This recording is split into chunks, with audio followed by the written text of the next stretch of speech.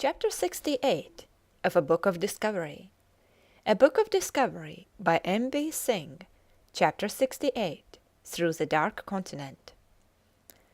The death of Livingstone, the faithfulness of his native servants in carrying his body and journals across hundreds of miles of wild country to the coast, his discovery of the great river in the heart of Africa, and the great service in Westminster Abbey roused public interest in the Dark Continent and the unfinished work of the great explorer.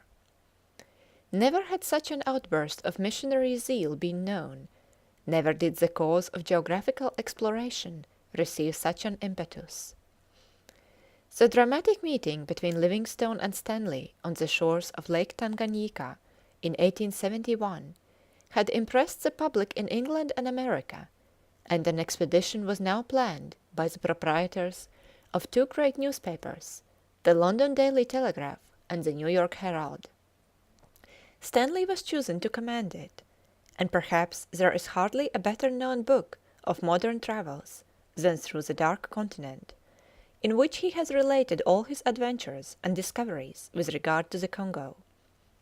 Leaving England in August 1874 with 3 Englishmen and a large boat in 8 sections, the Lady Alice, for the navigation of lake and river, the little exploring party reached Zanzibar a few weeks later and started on their great inland journey.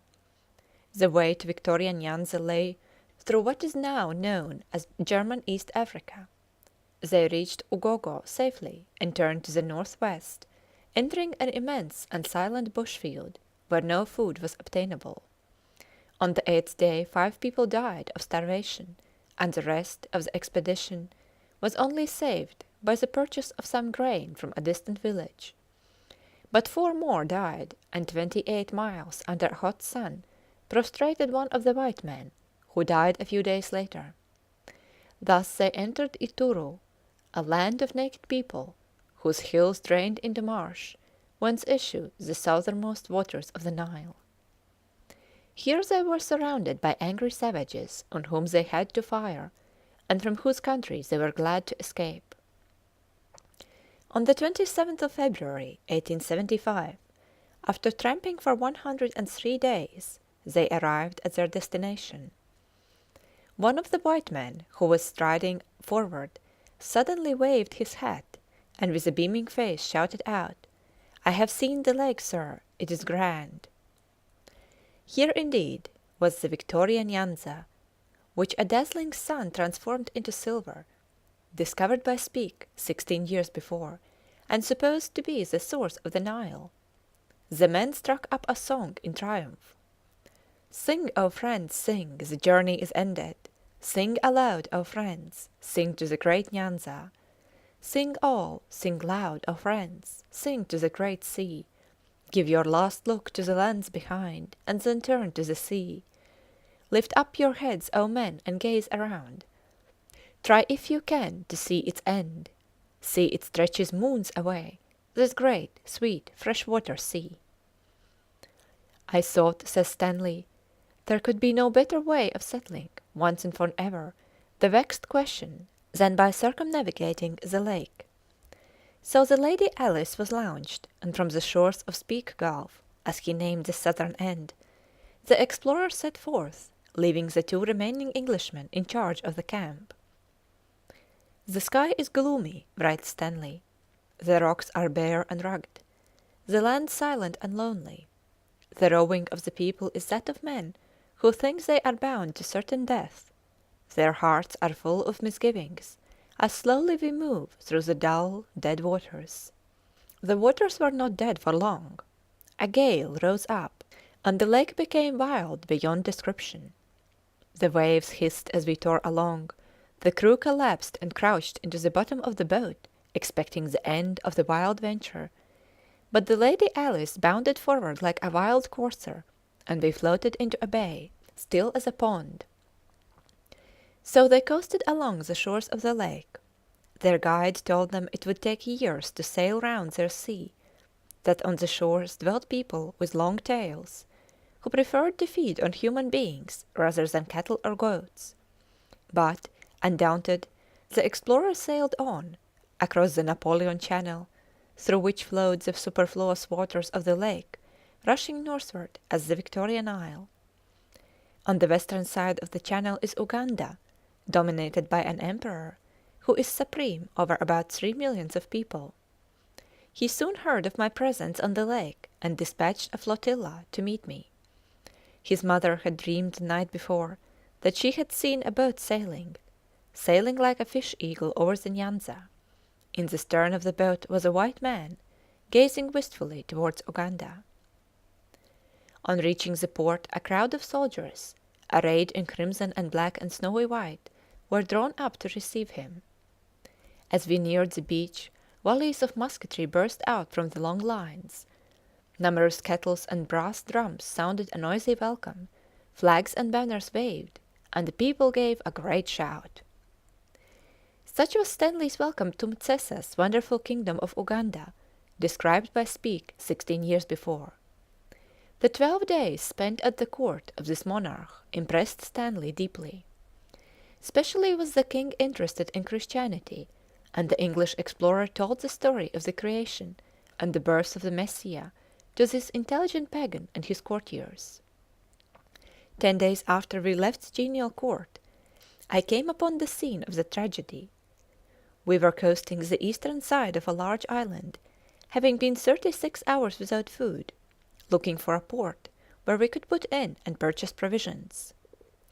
Natives followed our movements, poising their spears, stringing their bows, picking out the best rocks for their slings. We were 13 souls, they between 300 and 400. Seeing the boat advance, they smiled, entered the water, and held out inviting hands. The crew shot the boat towards the natives. Their hands closed on her firmly. They ran with her to the shore, and dragged her high and dry about 20 yards from the lake. Then ensued a scene of rampant wildness and hideous ferocity of action beyond description. The boat was surrounded by a forest of spears, and 200 demons contended for the first blow. I sprang up to kill and be killed, a revolver in each hand. But as I rose to my feet, the utter hopelessness of our situation was revealed to me. To make a long story short, the natives seized the oars, and thinking the boat was now in their power, they retired to make their plans. Meanwhile Stanley commanded his crew to tear the bottom boards up for paddles, and pushing the boat hastily into the water, they paddled away, their commander firing the while with his elephant rifle and explosive bullets. They were saved. On 6th of May the circumnavigation was finished, and the Lady Alice was being dragged ashore in Speke Gulf with shouts of welcome and the waving of many flags. But sad news awaited him. He could see but one of his white companions. "Where is Barker?" he asked Frank Pocock. "He died 12 days ago," was the melancholy answer. Stanley now took his whole expedition to Uganda, and after spending some months with the king, he passed on to Lake Tanganyika, crossing to Ujiji, where he arrived in May 1876. Here, 5 years before, he had found Livingstone. We launched our boat on the lake, and circumnavigating it, discovered that there was only a periodical outlet to it. Thus, by the circumnavigation of the two lakes, 2 of the geographical problems I had undertaken to solve were settled. The Victoria Nyanza had no connection with the Tanganyika. There now remained the grandest task of all. Is the Lualaba, which Livingstone had traced along a course of nearly 1,300 miles, the Nile, the Niger, or the Congo?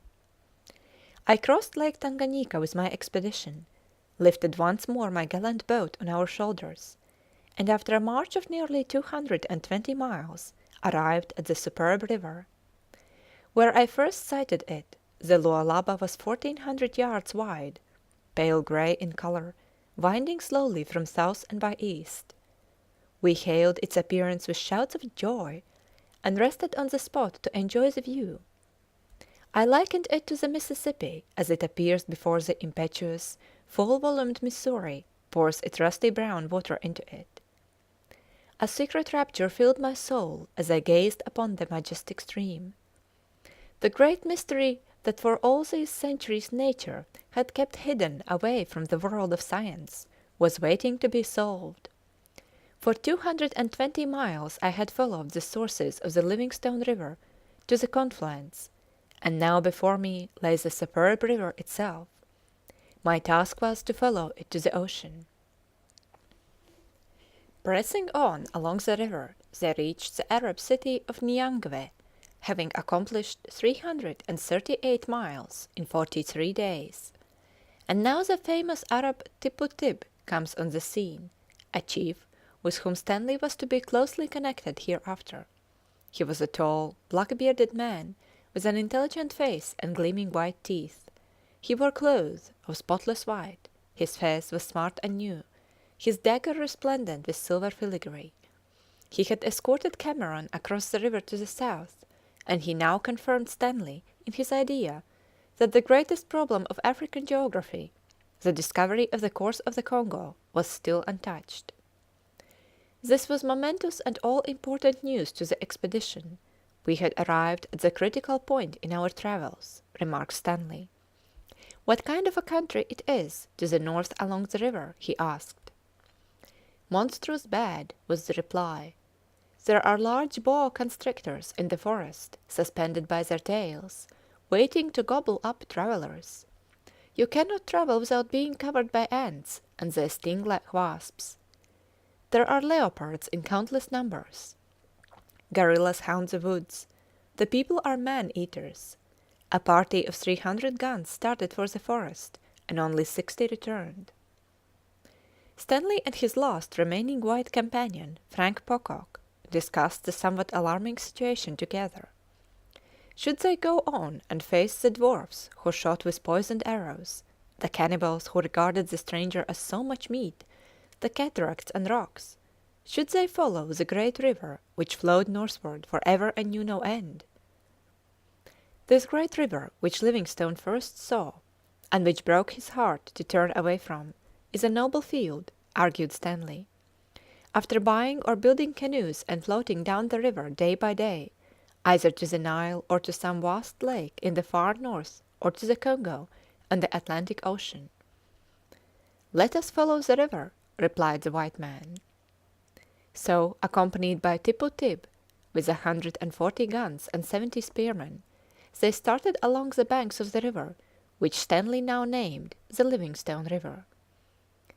On the 5th of November, 1876, said Stanley, a force of about 700 people, consisting of Tipu Tib's slaves and my expedition, departed from the town of Nyangwe and entered the dismal forest land north. A straight line from this point to the Atlantic Ocean would measure 1,070 miles. Another to the Indian Ocean would measure only 920 miles. We had not reached the center of the continent by 75 miles. Outside the woods blazed a blinding sunshine. Underneath that immense roof foliage was a solemn twilight. The trees shed continual showers of tropic dew. As we struggled on through the mud, the perspiration exuded from every pore. Our clothes were soon wet and heavy. Every man had to crawl and scramble as he best could. Sometimes prostrate forest giants barred the road with a mountain of twigs and branches. For 10 days we endured it. Then the Arabs declared they could go no farther. I promised them £500 if they would escort us 20 marches only. On our way to the river we came to a village whose sole street was adorned with 186 human skulls. 17 days from Nyangwe we saw again the great river, and viewing the stately breadth of the mighty stream, I resolved to launch my boat for the last time.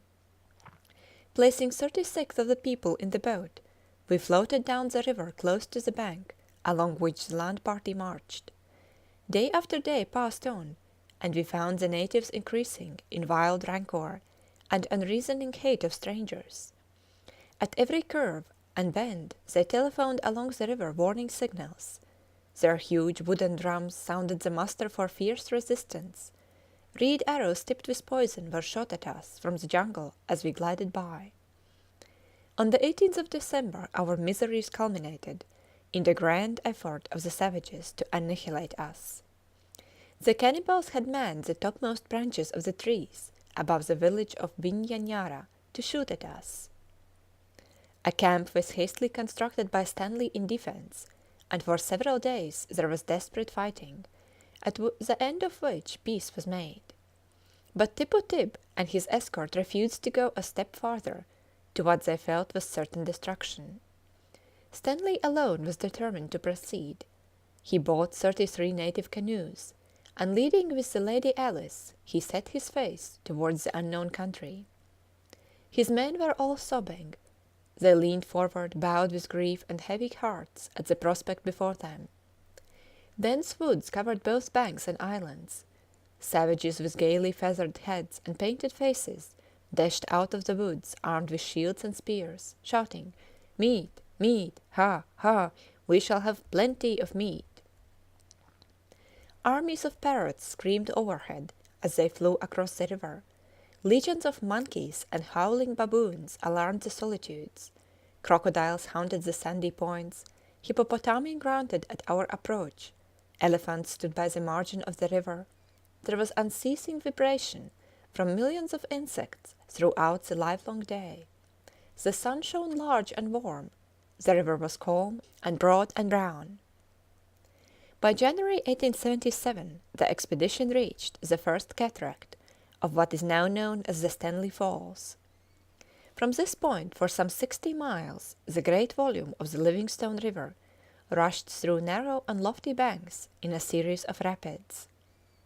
For 22 days he toiled along the banks, through jungle and forest, over cliffs and rocks, exposed all the while to murderous attacks by cannibal savages, till the 7th cataract was passed and the boats were safely below the falls. We hastened away down river in a hurry to escape the noise of the cataracts, which for many days and nights had almost stunned us with their deafening sound. We were once more afloat on a magnificent stream, nearly a mile wide, curving northwest. "Ah, is it the Niger or Congo?" I said. But day after day, as they dropped downstream, new enemies appeared, until at last, at the junction of the Aruvimi, a tributary as large as the main stream, a determined attack was made on them by some 2,000 warriors in large canoes. A monster canoe led the way with 2 rows of 40 paddlers each, their bodies swaying to a barbarous chorus. In the bow were 10 prime young warriors, their heads gay with the feathers of the parrot, crimson and grey. At the stern 8 men with long paddles, decorated with ivory balls, guided the boat, while 10 chiefs danced up and down from stem to stern. The crashing of large drums, 100 blasts from ivory horns, and a song from 2,000 voices did not tend to assure the little fleet under Stanley. The Englishman coolly anchored his boats in midstream, and received the enemy with such well-directed volleys that the savages were utterly paralyzed, and with great energy they retreated, pursued hotly by Stanley's party.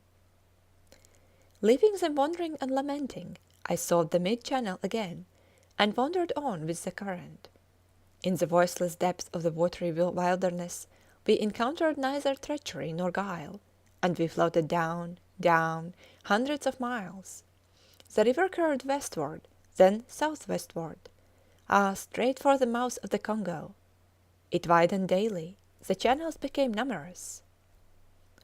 Through the country of the Bangala they now fought their way. These people were armed with guns brought up from the coast by native traders.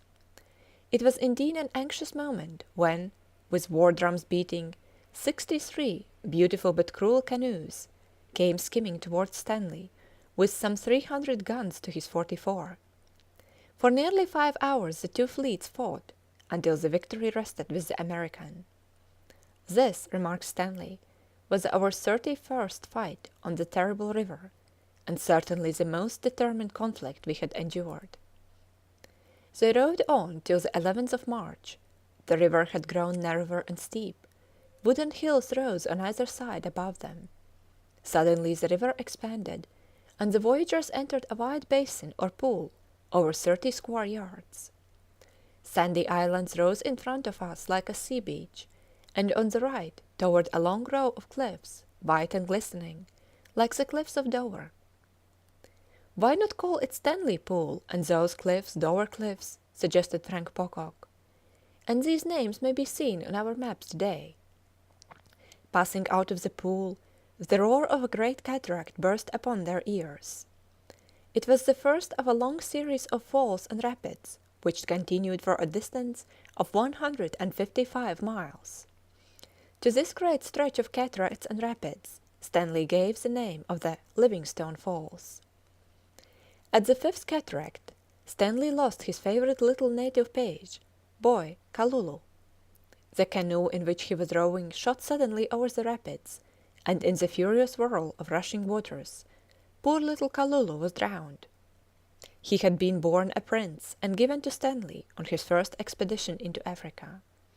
Stanley had taken him to Europe and America, and the boy had repaid his kindness by faithful and tender devotion till that fatal day, when he went to his death over the wild Livingstone Falls. Stanley named the rapid after him, Kalulu Falls. But a yet more heart-rending loss was in store for him. Progress was now very slow, for none of the cataracts or rapids could be navigated. Canoes as well as stores had to be dragged over land from point to point. Frank Pocock had fallen lame and could not walk with the rest. Although accidents with the canoes were of daily occurrence, although he might have taken warning by the death of Kalulu, he insisted that his crew should try to shoot the great Masassa Falls instead of going round by land. Too late he realized his danger. The canoe was caught by the rushing tide, flung over the falls, tossed from wave to wave, and finally dragged into the swirling whirlpool below. The little master, as he was called, was never seen again. Stanley's last white companion was gone. Gloom settled down on the now painfully reduced party. We are all unnerved with the terrible accident of yesterday, says Stanley, as I looked at the dejected, woe-stricken servants. A choking sensation of unutterable grief filled me. These 4 months had we lived together, and true had been his service. The servant had long ago merged into the companion. The companion had become the friend.